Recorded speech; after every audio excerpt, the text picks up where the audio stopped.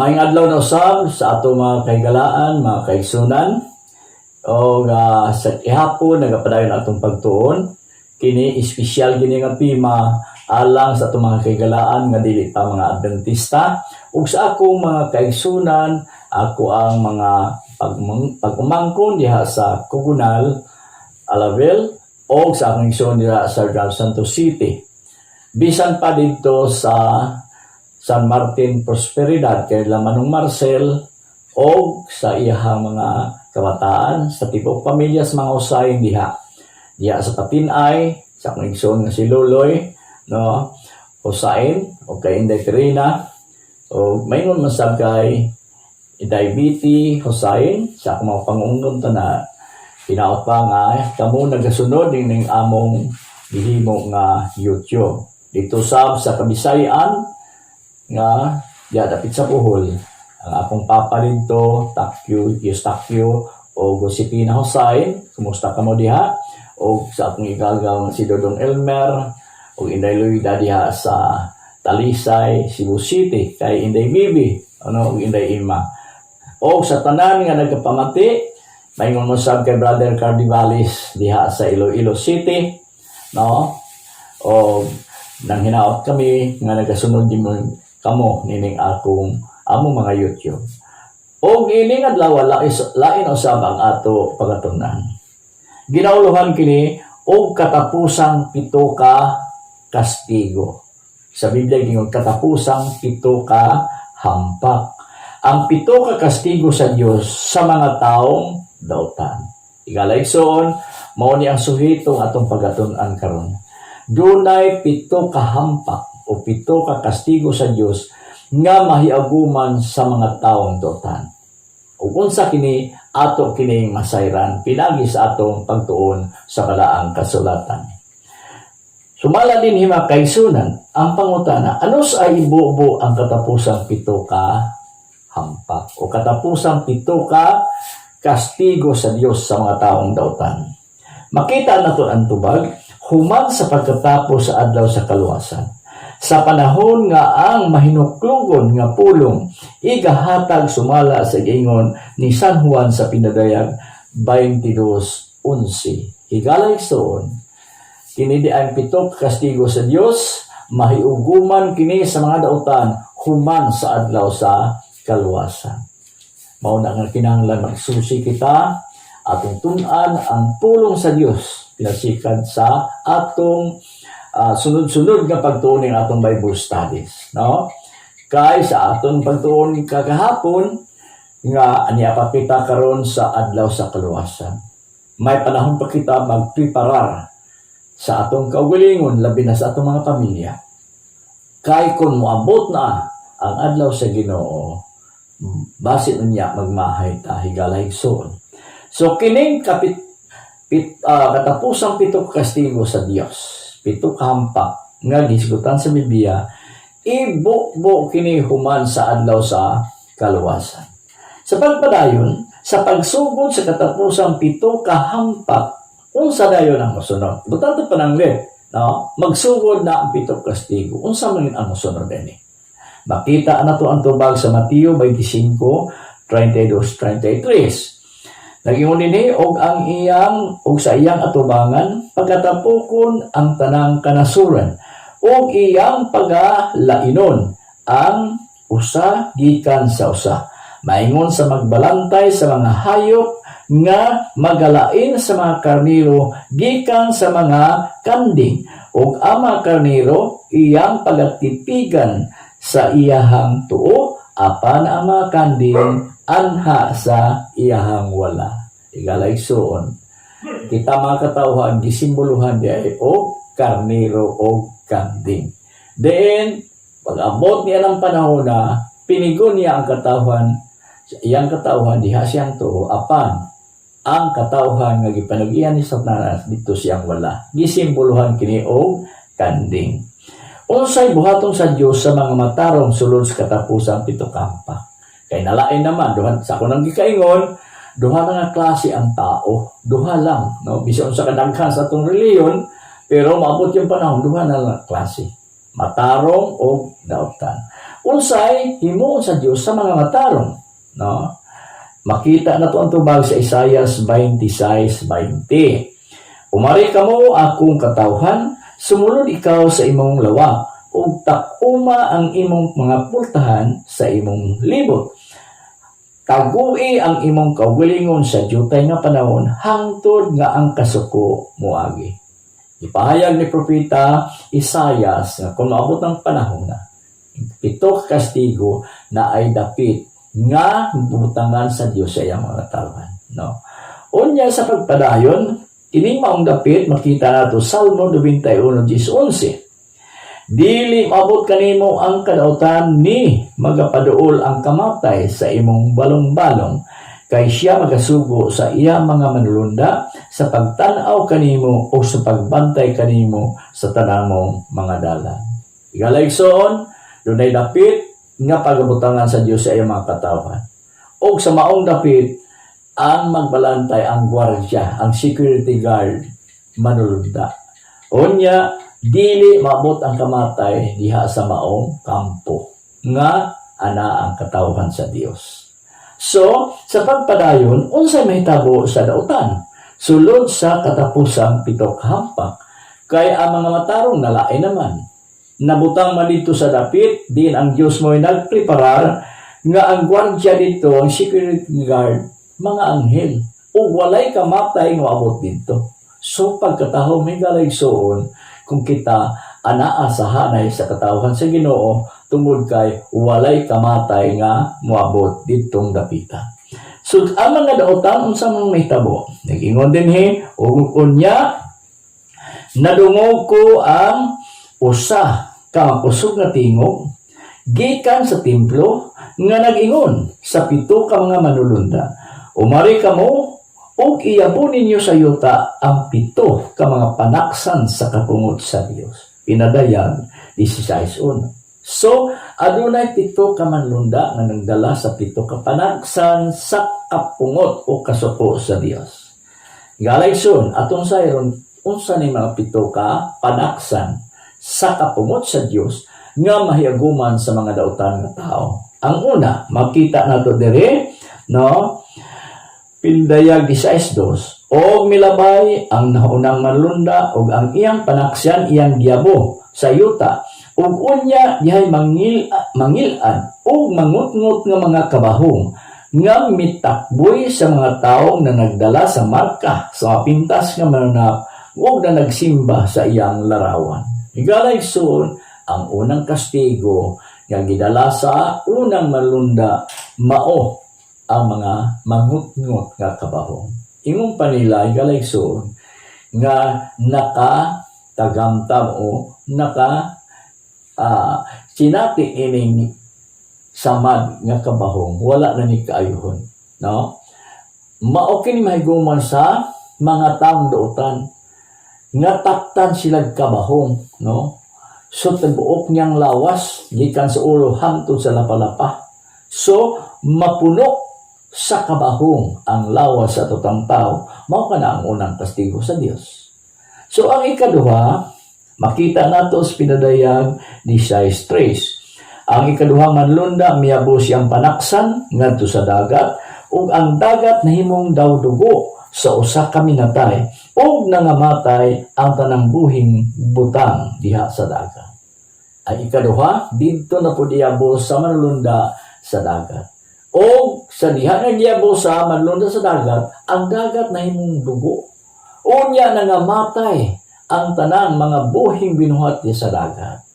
Yan ang panahon na higalayson, wala na'y panghuaag kaping nangwian ang mga mananagat. Kaya nangahulot na magkamatay ang mga isda diya sa dagat. Mao nang isulti sa Dios pinagi siyang pulong sa Biblia. Aniya kita sa ikatulong mga kaigsunan, unsay ingon din Unya ang ikatulong manulunda, miabo siyang panaksan, ngadto sa mga suba o sa mga tuburan sa tubig o kini sila nangahimong duko.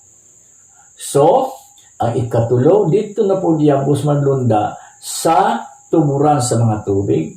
Unya ang tanan nga katubigan na himong dugo.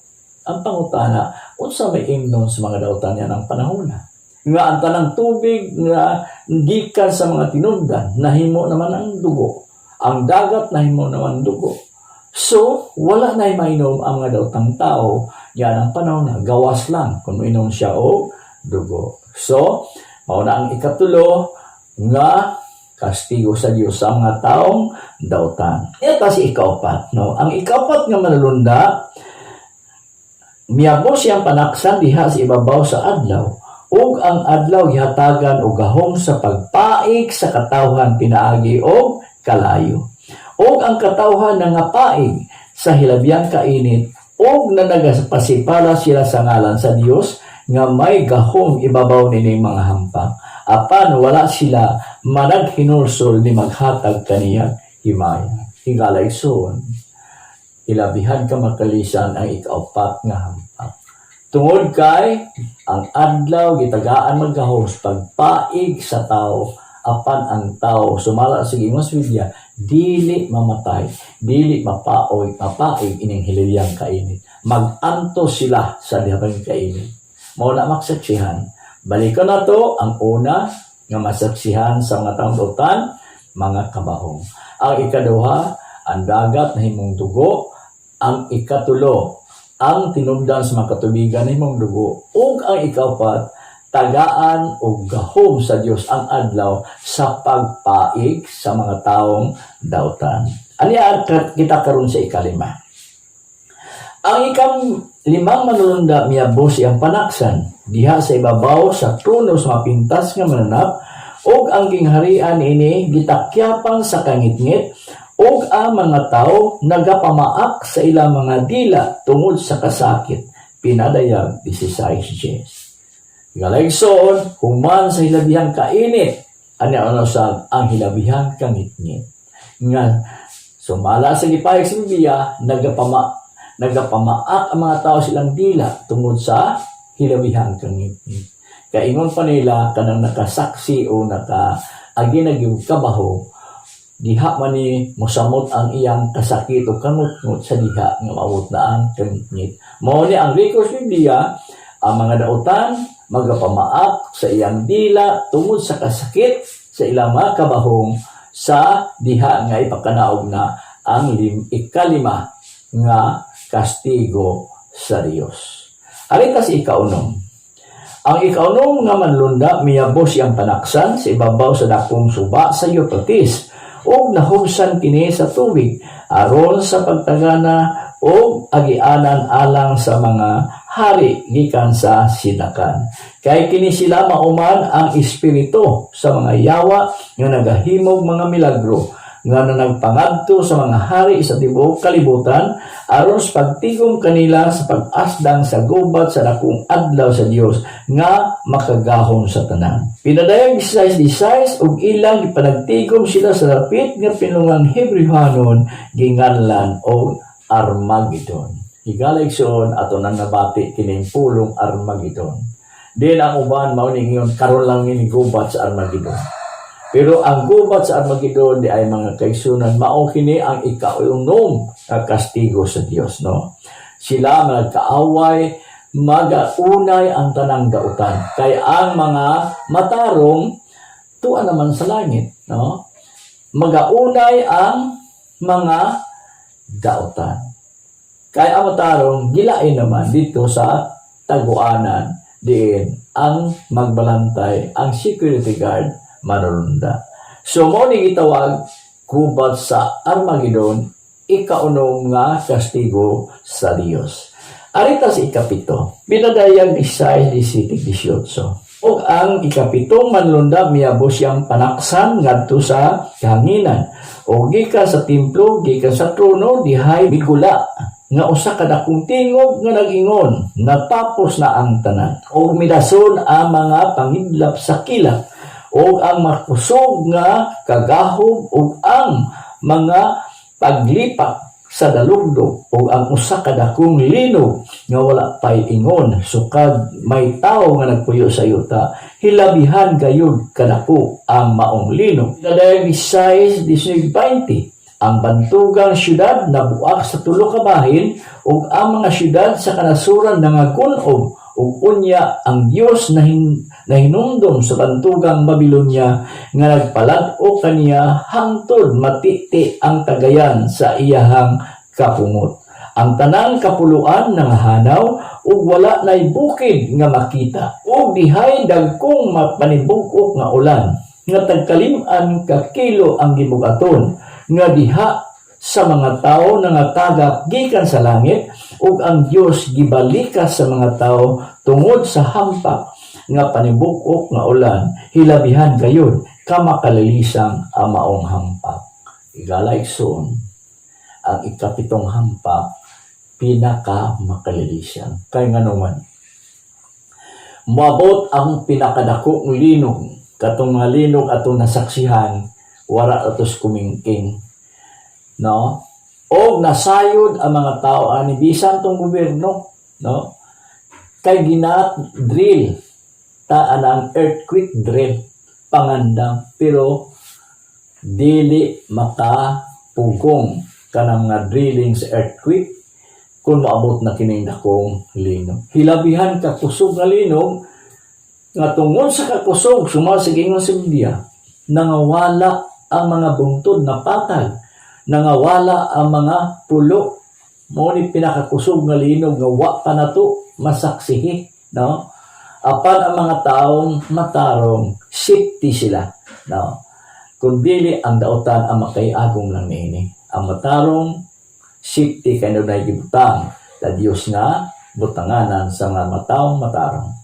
Gawa sa dakong linog na do na pay ulan nga panibugok kung nag-ulan kini og ice nga ang usa ka talisik sumasa dari ko sa Biblia 50 kilos ang ibog aton katumbas usa ka sakong bugas kun matagakan ang taong daotan ani siguro ko pilit sa yuta igalaigsoon kay gani kung danay kusog ulan nga dagko talisik sakit man, no? Unsa pa kaning ang gibugaton sa usa ka talisik 50 kilos. Ayos kini matagak ka sa langit maigo ang mga taotan nga tao. Una higalay so kini dili gyud makawang kay pulong sa Dios kani. Muna nga kinahanglan kita mangandam aron dili kita makaagom ining maong kastigo sa Dios. Sa 2 Pedro 3:14, unsa ang tambag ni Apostol Pedro? Bosa mga hinigugma, sanglit nagapaabot man kamo niining mga butanga, paningkamuti gayud ninyo nga mahikaplagan kamo nga wala untay buling uhugaw o malaa kamo sa kalinaw. Si Apostol Pedro nagatambag kay kita nagapaabot pa ining mga butanga, no? Mahitabo man gini. So, kinahanglan ta mangandam. Kinahanglan ta magtuon sa balang kasulatan. Kay ang atong kaluwasan nagadepende biya sa atong buhay. Wala ni magdepende sa reliyon nga imong gipasakupan. Apan, kung ang reliyon ni imong gipasakupan wala nagsulti sa kamatuoran, madamay kita hikalaigsoon. Busa kinahanglan magsusi, susihon ato ang balang kasulatan kay kini pulong sa Dios. Aron dili ta malimbungan, aron makalikay taning pito ka kastigo sa Dios. So usbo nato, no? Ang unang kastigo mao tong mga kabahong. Ribosor of beast Lucifer. Ang ikaduha mao to ang dagat na himo nga dugo. O ang ikatulo nga ang tinugdan sa tubig na himong dugo. Wala na mainom ang mga daotan. Ang ikaapat, gitagaan o gahom ang adlaw sa pagpaig sa tao. Apan ang tao dili mamatay. O ang ikalima, hilabihang kainit. Hilabihang kangit-ngit, no? Nga tungod niya na tungod sa hilabihang kangit-ngit, nagapamaak ang mga tao sa ilang dila sa hilabihang kasakit nga gibati sa mangut-ngut nga kabaho. Ang ikauno mao ni ang gubat sa Armageddon, diin ang ikapito mao kini ang dako kayong linog nga gumikan sa kakusog, nabungkag ang syudad napatag ang mga bungtod, nahanaw ang mga kapuluan. O gawas niya na napagipakapin nga nag-ulan o yelo, 50 kilos ang gibugaton sa matag talisi. So ilagala igsoon kining amo pagpahibalo lamang. Tuhuan ninyo o dili, mora na ang among papel nga pahibalon mo aron usab kamo makapangandam. Labi na gyud sa akong mga kaigsunan diha sa dapit sa Bohol, no, o sa Cebu City na ako mga igagaw diha, o sa akong mga igsoon diha sa San Martin, Prosperidad nila ni Manong Marcel, o sa tanan nga mga Husain family diha. Sa Patinay nila ni Loloy o Inday Perina Husain, kay Daviti, o inilag, bisan pa nilang Chichi Husain, nilang Jongjong, ang hinaot akong naamo diha sa maayong panglawas, bisan pa diha sa Cebu City, sa Inday Luida o Dudong Ilmer, o diha sa dapit sa Borobo, na ay mga pamilya Husain diha, no, hinaot pa nga na subaybay ka mo ning ako nga YouTube, no, o labi na usab sa akong igagaw si Agawhini Bakat, no, naupang ikaw makatanaw ni ang gihimong YouTube aron makahibalo ka mo unsa ang ato karon nga panahon di makapangandam usab kita sa atong kaugalingon. Pangandaman nato tungod kay dili gyud mapugnan mabot ang adlaw sa Ginoo. Adlaw sa kaluwasan ug adlaw sa Ginoo, kinabuhing walay katapusan ug walay katapusang kalaglagan. Higala igsoon, dili gyud kalikayan nga mabot kini mga panahon. Mabot kining adlaw kay ang Dios ang magsulti.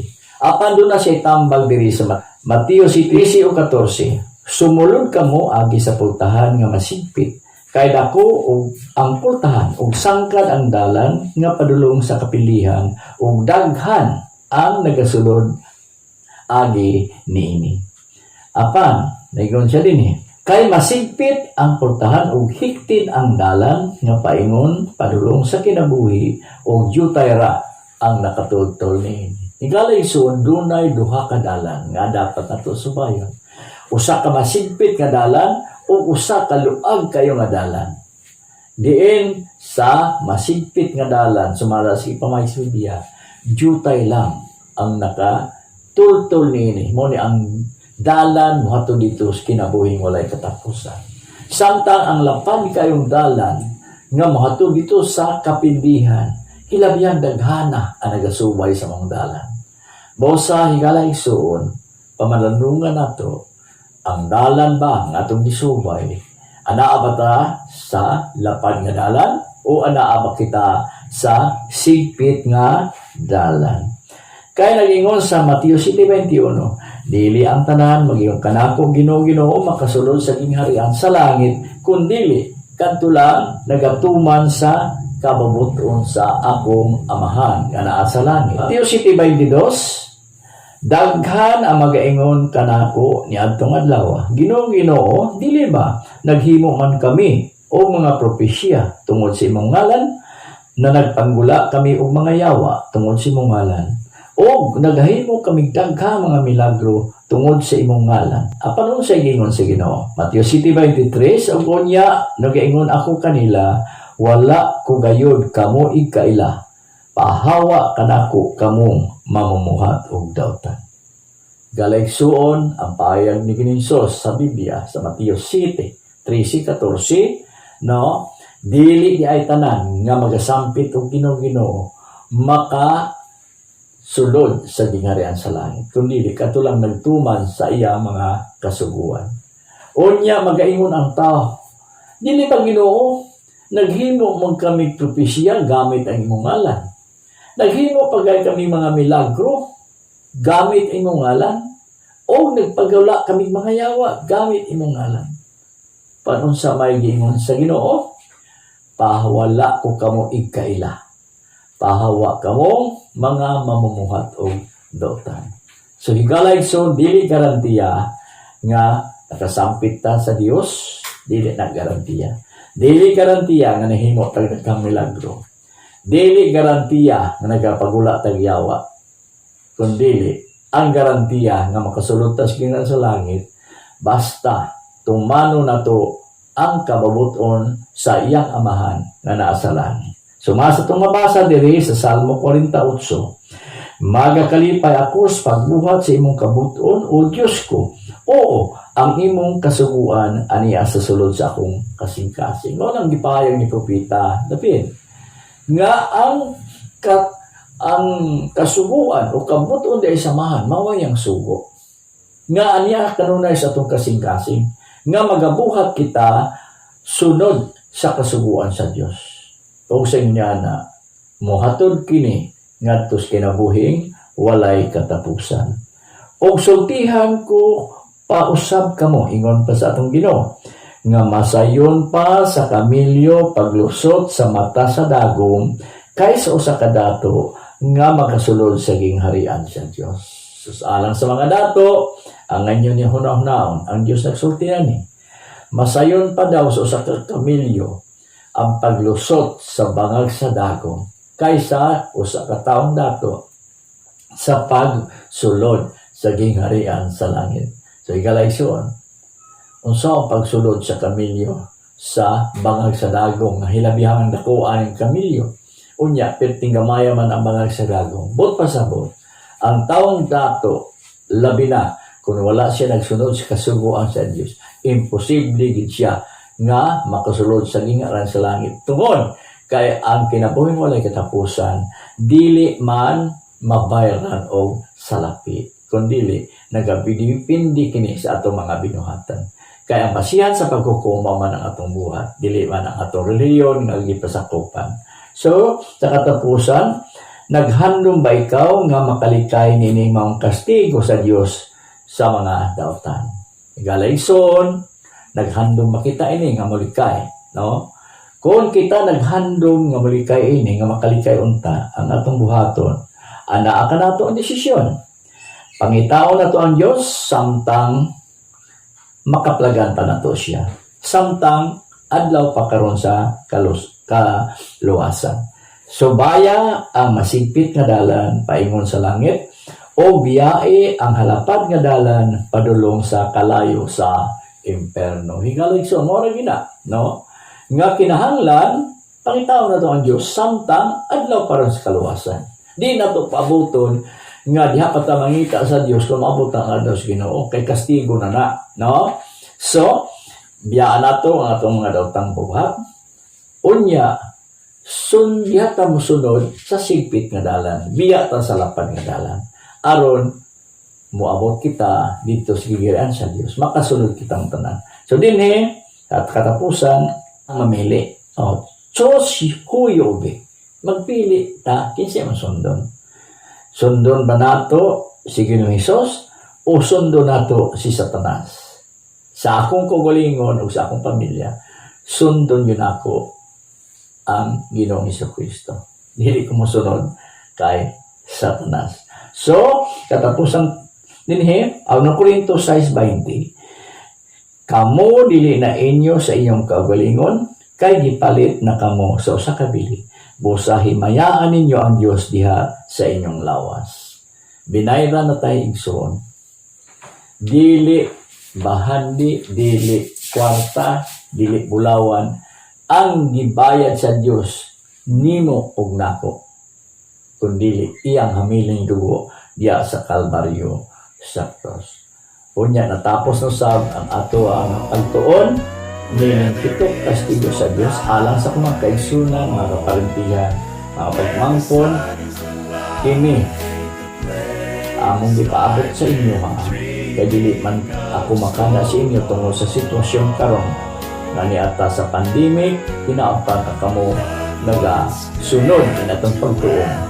Bible studies nato padayon kini samtang ang atong YouTube channel maayo sa galing dili mamati ang sunod sa sunod pang adlaw nagpasabot na dili maayo ang signal sa YouTube. So kining ubos na igsoon Jis Desidelia Hussein magaingon ang Diyos sa langit hatag unta o panalangin ka ng tanan o daghang salamat. Lately I am no exception to the rule. Oh, but a home is so much more